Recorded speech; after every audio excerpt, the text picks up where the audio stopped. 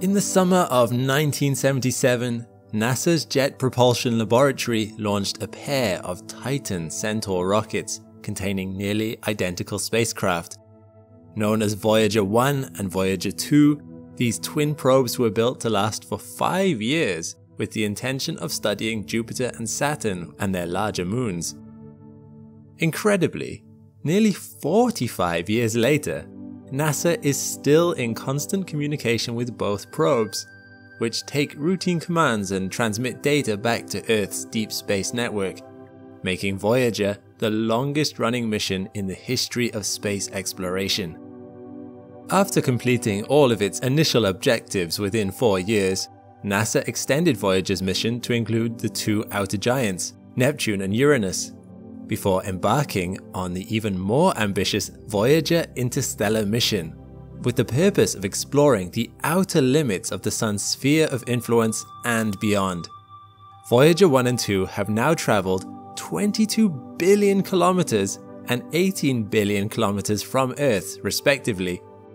So far, they have left the heliosphere and entered interstellar space. But time, even for the long-lived Voyager probes, is running out.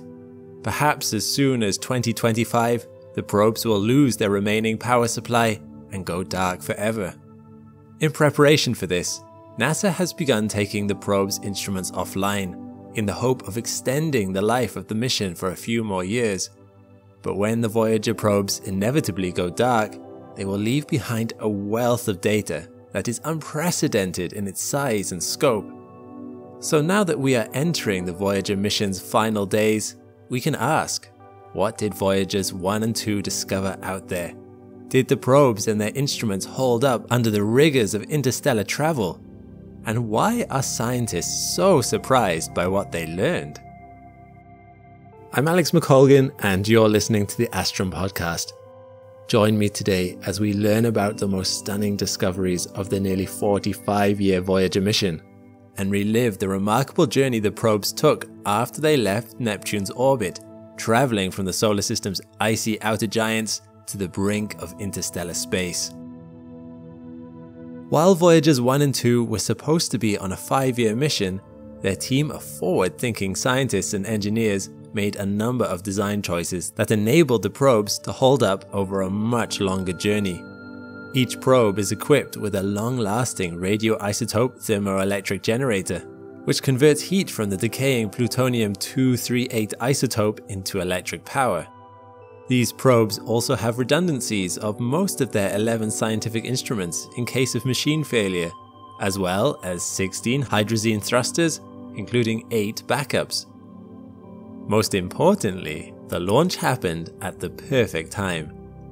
When the Voyager planetary mission launched in 1977, NASA took advantage of a once-in-176-year alignment of the planets, which not only allowed for flybys of Neptune and Uranus with minimal course adjustment, but gave the probes a gravity assist from each of the giants they visited, thereby increasing their effective velocity beyond what they could get from their own rocket propulsion. This idea was relatively new at the time, having been only attempted previously on NASA's Pioneer missions to Jupiter and Saturn.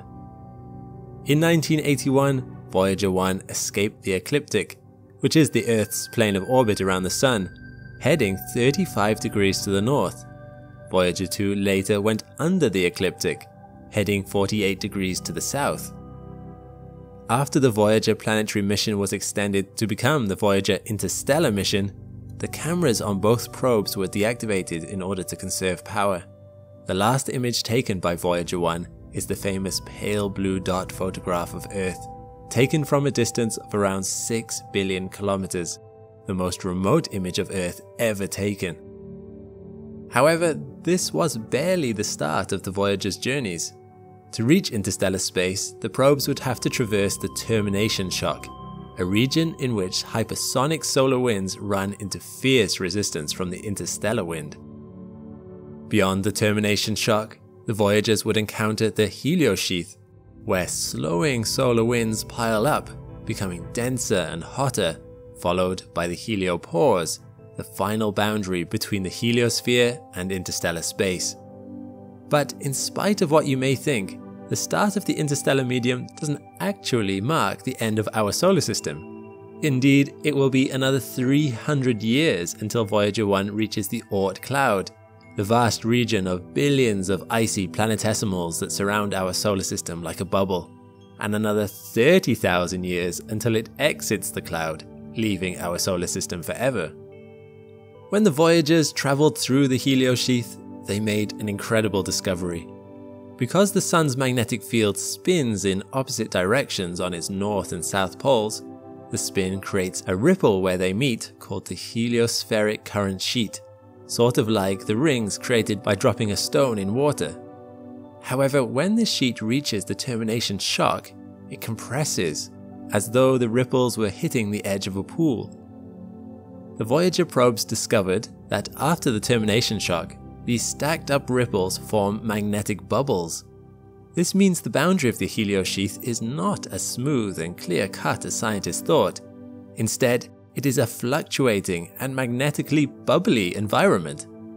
This messy finding has prompted a complete revision of our model of the heliosheath.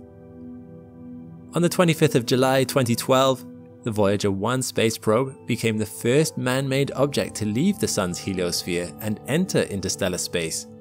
It was traveling at an incredible speed of 540 million kilometers per year, or 3.6 astronomical units, an astronomical unit being the distance between Earth and the Sun. The distance at which Voyager 1 crossed the heliopause was about 120 astronomical units from the Sun, which itself was a revelation. It was unknown where, exactly, the heliopause occurred. Funnily enough, some early models put it as close as Jupiter, and others much further. Remember, the heliopause is the boundary where the Sun's solar wind is stopped by its collision with the interstellar medium, kind of like the crashing of two powerful bodies of water against each other. Solar wind is the steady stream of charged particles, such as electrons, protons, and alpha particles, that come from the Sun's outer layer. The interstellar medium, by contrast, consists of charged particles, gases, and cosmic dust left over from the Big Bang and other ancient supernovae. When these charged streams hit each other, they change course and form a region of equilibrium called the heliopause boundary. At first, NASA wasn't sure if Voyager 1 had truly crossed the heliopause and entered interstellar space. As models predicted, the probe's plasma wave detector found a massive increase in plasma density, 80 times what it had registered in the outer heliosheath, and a spike in galactic cosmic rays. But something strange didn't happen that left scientists baffled. After crossing the heliopause, Voyager 1 detected no change in the ambient magnetic field. Why was that so surprising? Well, theoretical models assumed that the ambient magnetic orientation would change in a region dominated by the magnetic fields of other stars. But remarkably, Voyager 1 detected no discernible change in the ambient magnetism. NASA was so confused that they waited nearly a year before announcing that Voyager 1 had, in fact, entered interstellar space. On the 5th of November 2018, Voyager 2, traveling at the slightly slower speed of 490 million kilometers, or 3.3 astronomical units per year, joined Voyager 1 in becoming the second man-made object to enter interstellar space. The crossing also occurred 120 astronomical units from the Sun, and like the Voyager 1 6 years earlier, the probe detected no change in the ambient magnetic field. But something else surprised scientists.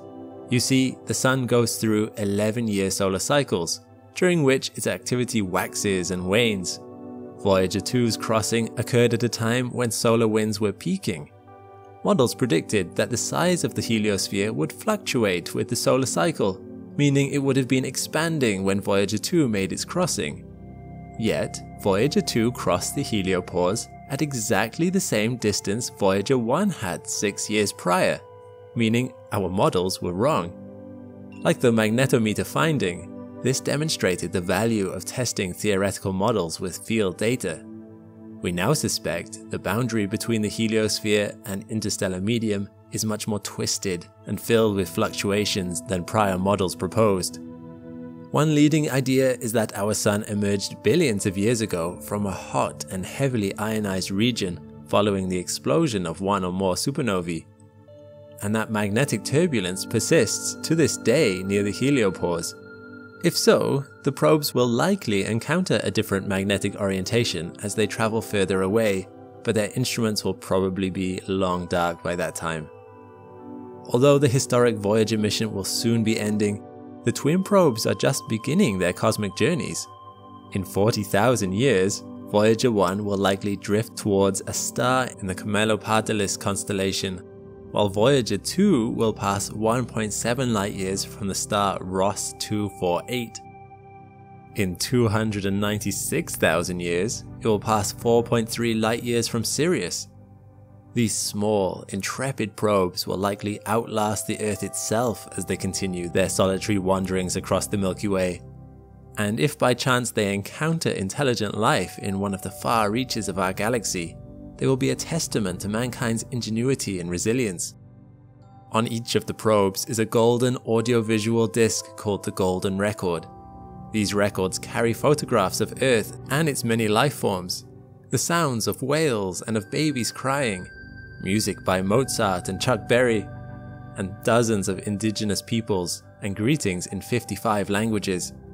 They would offer a distant stranger a glimpse of who we are and what life on Earth is like.